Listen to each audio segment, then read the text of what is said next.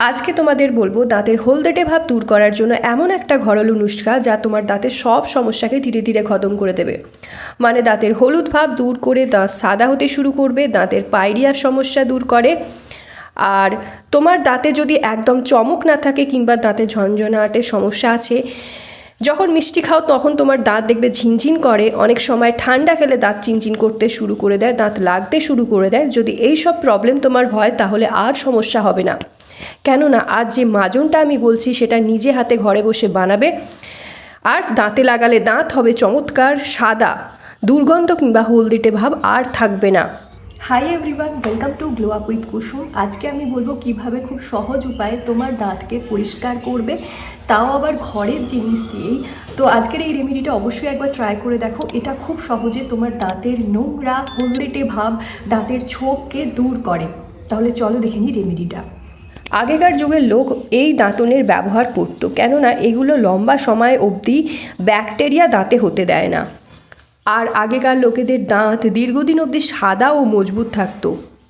কিন্তু আজকালের টুথপেস্টের কারণে ব্যাকটেরিয়া ভালোভাবে সাফ হতে পারে না, যার ফলে ব্যাকটেরিয়া দাঁতে জমে দাঁত খারাপ হয়ে যায়। আর দাঁতের সামনে ও পেছনে হলুদ রঙের পরত জমা হয়ে যায়।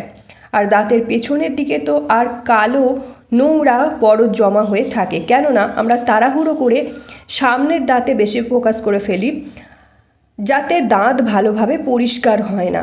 আর হাসলে দাঁতে জমে থাকা নোংরা পরত বাইরে থেকে দেখা যায়, দাঁতে হলদেটে হয়ে থাকে। আর এই জন্যই আজকের ভিডিওতে আমি এমন ঘরোয়া রেমেডি তোমাদেরকে বলবো, যেটা শুধুমাত্র 2 থেকে 3 দিন ব্যবহার করলেই তোমার দাঁত হয়ে উঠবে সাদা চমৎকার মতির মতো।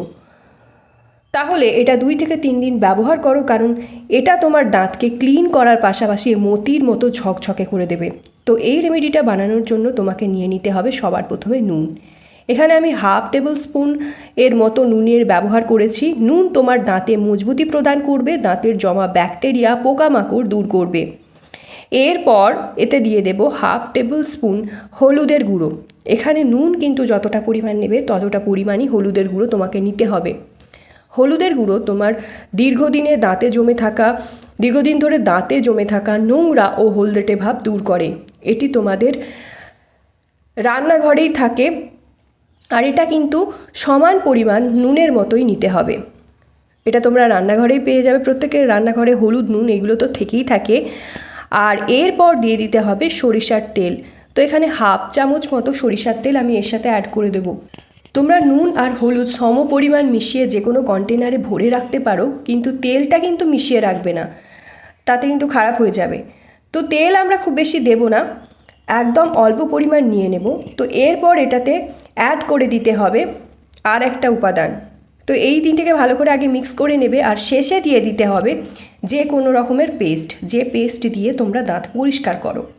এখানে আমি সাদা কোলগেটের ব্যবহার করেছি, কারণ সাদা কোলগেট আমাদের দাঁতকে খুবই ভালো রাখে, আর খুব ভালোভাবে ব্যাকটেরিয়াটাও পরিষ্কার করে দেয়, আর খুব ভালো মজবুতি দেয় আমাদের দাঁতকে।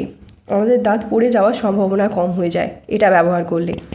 এবার ভালো করে মিক্স করে নাও, আর এটা এবার পুরনো কোনো টুথপেস্টের সাথে দাঁতে লাগিয়ে মাজতে হবে।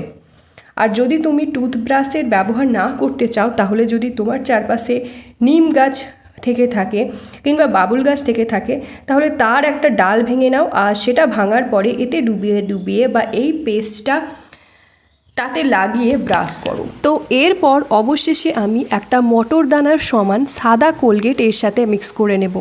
তো এখানে আমি সাদা রঙের কোলগেটটা নিয়েছি, আর যতটা তোমরা একবার দাঁত মাজার জন্য ব্যবহার করো ততটা পরিমাণ, খুব অল্প পরিমাণ মটর দানার সমান কিন্তু টুথপেস্ট আমি এর সাথে অ্যাড করে নেব।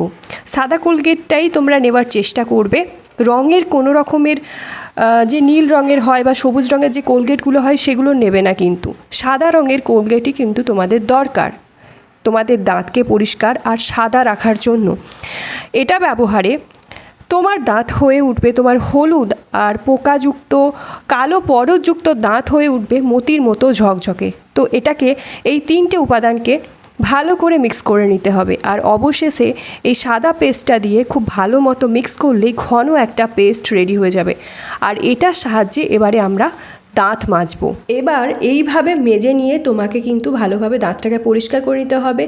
আর এটা হলো দাঁত মাজার সঠিক উপায়, যেমনটা আমি যেভাবে দেখিয়ে দিচ্ছি যে কোনো মাজন করে থাকে। তো তোমার একটু করে ব্রাশ নিতে হবে, তোমরা যে কোনো মাজনের সাহায্যে যেভাবে দাঁত মাজো সেইভাবেই নেবে, কিন্তু একটু করে ব্রাশে তোমাকে এই পেস্টটা লাগিয়ে নিতে হবে। আর দাঁতের মধ্যে মাজতে হবে, ওপরের দিকেও দাঁত মাজতে হবে, সাইডে, আগে, পরে, পিছনের দিকে ভালোভাবে ব্রাশ করতে হবে, ভেতর থেকেও ভালো করে মাজতে হবে। কোনো রকম এরিয়া কিন্তু বাঁচলে চলবে না, চারিদিক দিয়ে এটা মাজবে, তখনই তোমার দাঁত ভালোভাবে পরিষ্কার হবে। তো আমার কাছে পুরনো একটা টুথব্রাশ ছিল, এটা দিয়ে একটু করে নাও, একটু করে নিতে হবে। আর তোমার প্রত্যেক দিন এটা মাজতে হবে সকালে, আর এটা দিয়ে দুবার তোমাকে মাজতে হবে, সকালে আর রাতে। যখন মর্নিংয়ে ঘুম থেকে ওঠো তখন একবার এটা দিয়ে ব্রাশ করতে হবে, আর যখন শুতে যাবে, শোয়ার আগে তুমি খেয়ে নিলে সব, এবং শোয়ার আগে সব শেষে এটা দিয়ে তোমাকে রাতে ব্রাশ করতে হবে লাস্টে। তোমার যত রকম প্রবলেম আছে সব ধীরে ধীরে শেষ হয়ে যাবে, আর তুমি দেখবে একেবারেই দাঁত কত পরিষ্কার হয়ে যাবে। তোমায় এভাবেই পরিষ্কার করতে হবে, এভাবে 2 টাইম তোমাকে এই পেস্টটা দিয়ে দাঁতে পরিষ্কার করতে হবে, আর এতে রেজাল্ট কিন্তু খুব তাড়াতাড়ি আর ভালো পাবে। যদি তোমার এই ভিডিওটা একটুও হেল্প করেছে মনে হয়, তাহলে অবশ্যই ভিডিওটা অনেক অনেক শেয়ার করো, নিজের ফ্রেন্ড ফ্যামিলির মধ্যে একটা লাইক করে দিও, আর চ্যানেলটা অবশ্যই সাবস্ক্রাইব করে রেখে দিও নেক্সট ভিডিও পাওয়ার জন্য।